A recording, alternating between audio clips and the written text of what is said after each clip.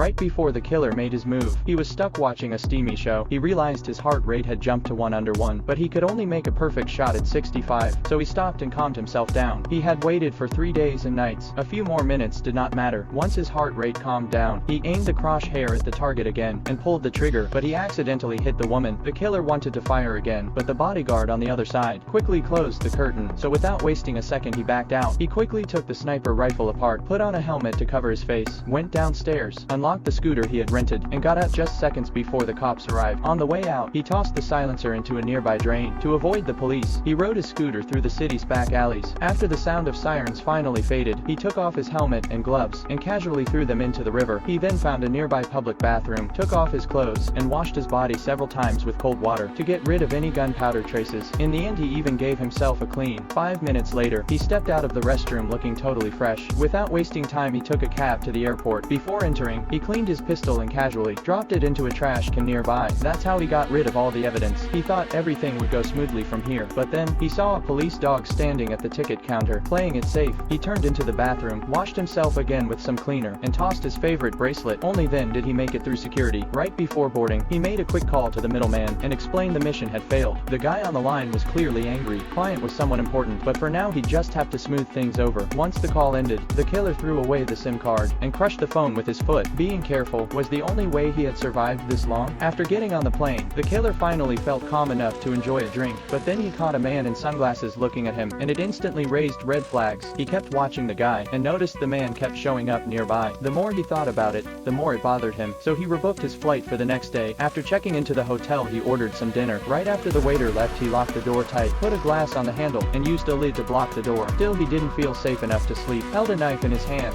and sat on the couch with his eyes closed. Thankfully, nothing happened that night. He flew back home without trouble, but just as he was about to reach his house, he noticed some footprints and cigarette butts near the gate. That gave him a bad feeling. He quickly pulled out his gun, climbed over the wall, and ran into the yard. He ran into the house but found it completely empty. There was a kitchen knife on the floor, covered in blood. The bathroom was a mess, like there had been a serious fight. He called his wife right away, only to learn she had been hurt and was now in the ICU. Her younger brother said, "A man and a woman broke into the house last night. After hurting her, they got away in a green taxi." Thankfully, his wife made it through surgery. She told him they were clearly after him, and that she didn't say a single thing about him. Seeing his wife injured made the man furious. He made up his mind he would take revenge. Once he left the hospital, he went home and dug up a safe in the backyard. Inside was a bag full of passports and weapons he had prepared long ago. It was time to find out who was really behind this.